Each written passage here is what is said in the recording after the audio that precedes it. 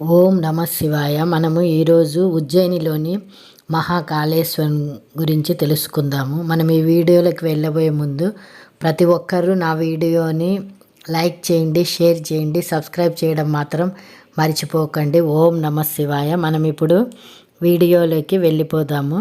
మన భారతదేశంలో గల 12 జ్యోతిర్లింగాల్లో 3వ జ్యోతిర్లింగం ఉజ్జయిని మహాకాళేశ్వరము. సప్తమోక్షపురాలలో ఉజ్జయిని ఒకటి. పూర్వం ఉజ్జయినిని అవంతి అని పిలిచేవారు. ఈ క్షేత్రంలో శివుడు మహాకాలుడి రూపంలో మనకు దర్శనమిస్తాడు. మహాకాలుడు అనగా కాలానికి అతీతుడు, మహామృత్యు స్వరూపుడు. లోకంలో ఎక్కడా లేని విధంగా ఈ క్షేత్రంలో శివలింగానికి చితాభస్మంతో అభిషేకం చేస్తారు. మహాకాళేశ్వరుడు 43 లక్షల సంవత్సరాల క్రితం కృతయుగంలో ఆవిర్భవించాడు అని పురాణాల ద్వారా తెలుస్తుంది. ఇప్పుడు మనం మహాకాలుడి యొక్క ఆవిర్భావం, ఉజ్జయిని ఎక్కడ ఉంది, ఎలా చేరుకోవాలి మరియు దర్శన వేళల గురించి తెలుసుకుందాము. శివపురాణం ఆధారంగా పూర్వం ఉజ్జయిని క్షేత్రంలో వేదప్రియుడు అనే ఒక బ్రాహ్మణుడు ఉండేవాడు. అతనికి దేవప్రియుడు, ప్రియ మేధస్సుడు, సుకృతుడు, ధర్మవాహి అనే 4 కుమారులు కలరు. ఆ కాలంలోనే దూషణాసురుడు అనే రాక్షసుడు బ్రహ్మ కోసం 100 సంవత్సరాలు తపస్సు చేసి లోకాలను జయించే శక్తిని వరంగా పొందాడు. వరం పొందిన అనంతరము వేదాలను మరియు యజ్ఞాలను నాశనం చేశాడు. ఈ భూమండలం మొత్తం తన రాక్షస సైన్యాన్ని పంపించి ఎక్కడ దేవాలయాలు, ధర్మం అనేది లేకుండా చేశాడు. కానీ ఒక అవంతి నగరంలో మాత్రము ఎప్పుడు పూజలు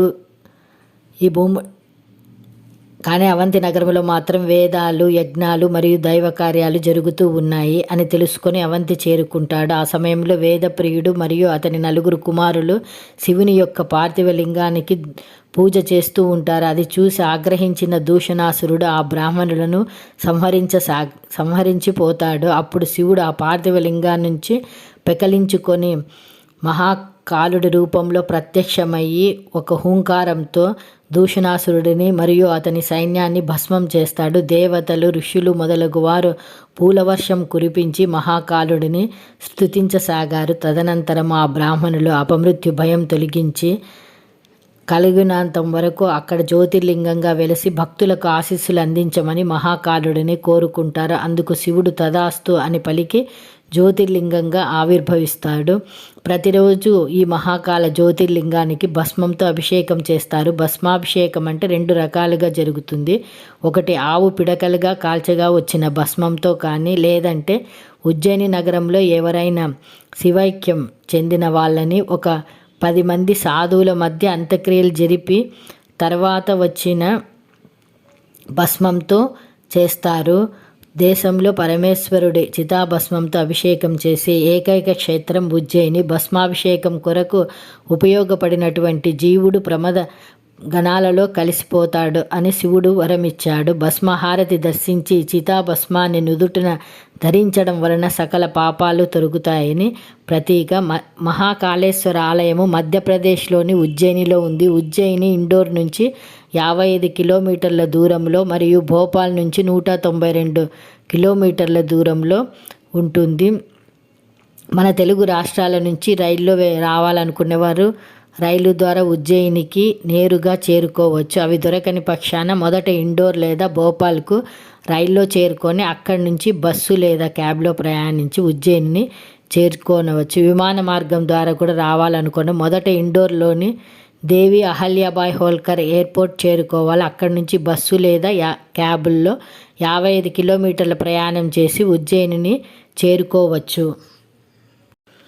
ఈ దేవాలయంలో మహాకాళేశ్వరుని విగ్రహాన్ని దక్షిణామూర్తి అని కూడా అంటారు. అనగా ఈ విగ్రహం ముఖము దక్షిణం వైపు ఉంటుంది. ఏకైక లక్షణం ఈ దేవాలయము తాంత్రిక శివనేత్రం యొక్క సంప్రదాయాన్ని సమర్థించే విధంగా ఉంటుంది. 12 జ్యోతిర్లింగాల్లో కంటే ప్రత్యేకంగా ఉంటుంది.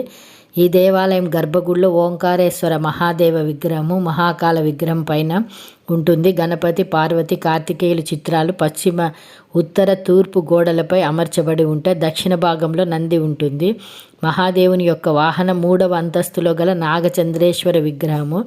నాగపంచమి రోజున మాత్రమే దర్శనము కోసం తెలుస్తారు. ఈ దేవాలయం 5 అంతస్తులో ఉంటుంది. దానిలో ఒకటి భూ అంతర్భాగము. ఈ దేవాలయం సరస్సు సమీపంలో భారీ గోడలతో కూడుకొని ఉన్న విశాలమైన ప్రాంగణం కలిగి ఉన్నది. శిఖరం లేదా గోపురం శిల్పాలతో సొగసుగా అలంకరించబడి ఉంటుంది. ఇత్తడి దీపాలు